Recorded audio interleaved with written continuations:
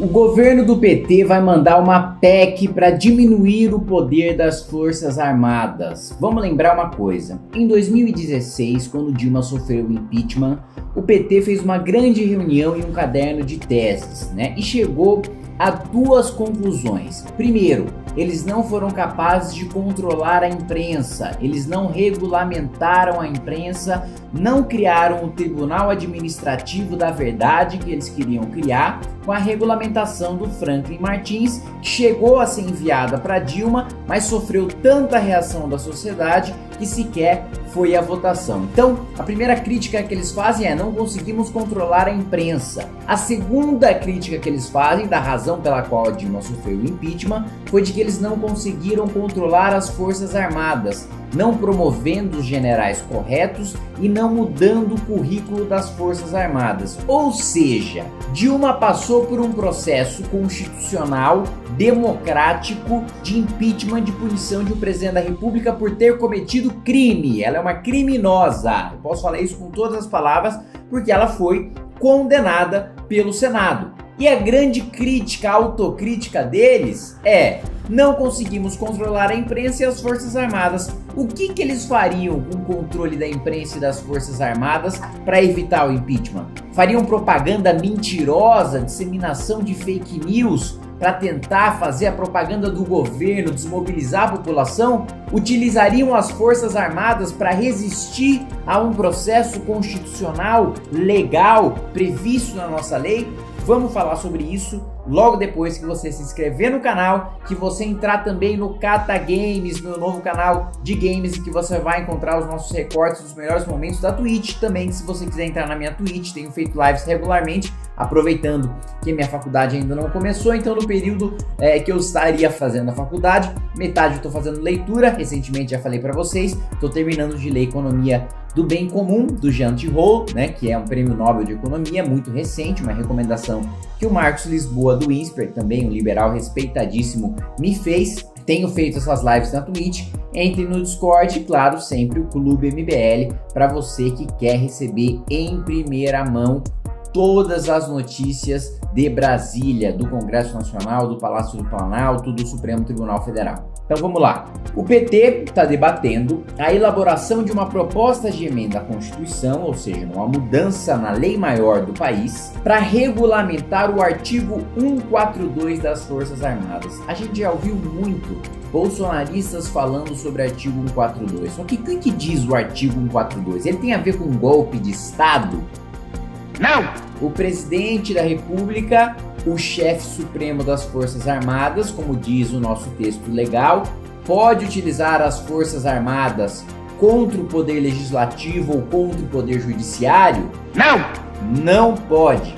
Essa hipótese, essa interpretação esdrúxula do artigo 142 não existe. Isso deve ser um engano, esse aparelho deve estar quebrado! Qual que é a literalidade, o que diz exatamente o artigo 142? Eu vou ler aqui para vocês. As Forças Armadas, constituídas pela Marinha, pelo Exército e pela Aeronáutica, são instituições nacionais permanentes e regulares, ou seja, elas, apesar de estarem sob o comando do presidente da República, são uma instituição de Estado. Independentemente de quem esteja no poder, as Forças Armadas não podem ter lado, não podem ter partido político. As Forças Armadas estão lá para defender o interesse nacional, mesmo que este interesse nacional não seja o interesse da classe política. Independentemente de qualquer coisa, as Forças Armadas estão lá para defender a lei, a democracia, a Constituição, e não a vontade do governo de ocasião. Organizados com base na hierarquia e na disciplina, sob a autoridade suprema do presidente da República. Então, o presidente da República é a autoridade suprema das Forças Armadas. Isso significa que ele pode fazer o que quiser com as Forças Armadas? Não! E a própria Constituição regulamenta, por exemplo, declaração de guerra.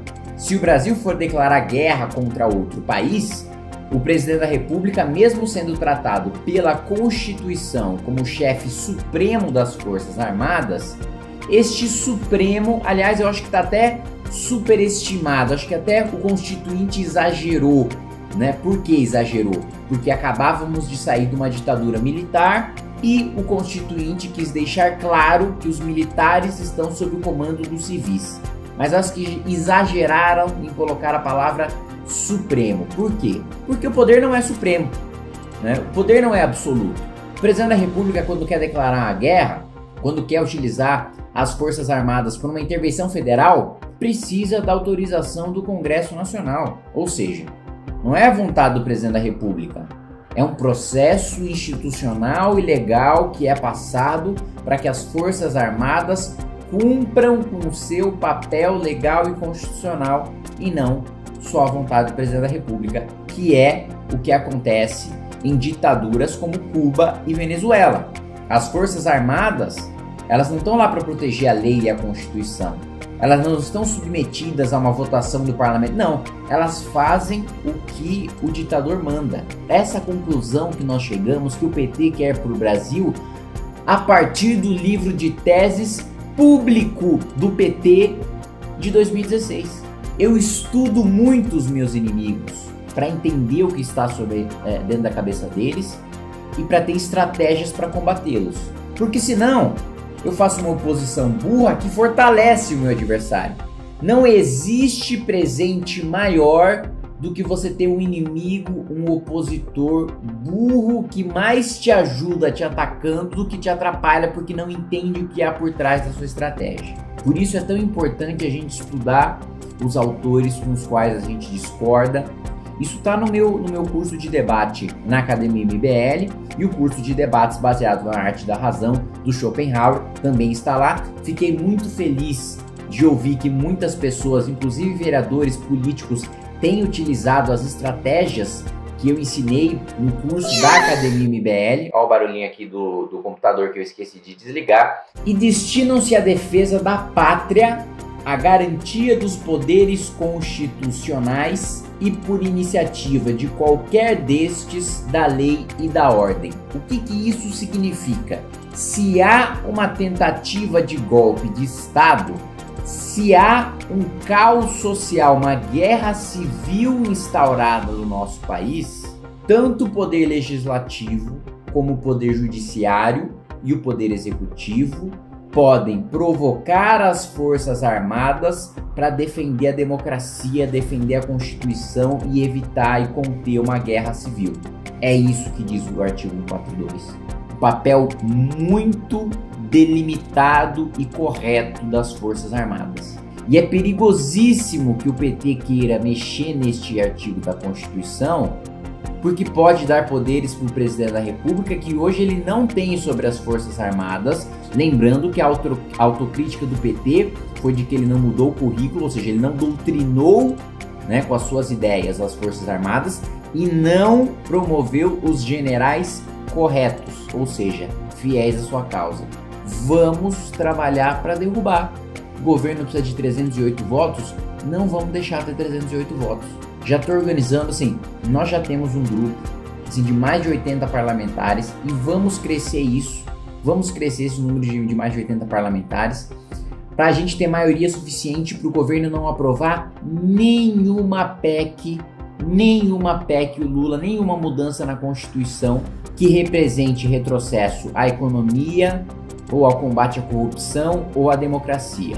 Se a PEC afeta alguma dessas três coisas, nós vamos mobilizar o nosso grupo para barrar.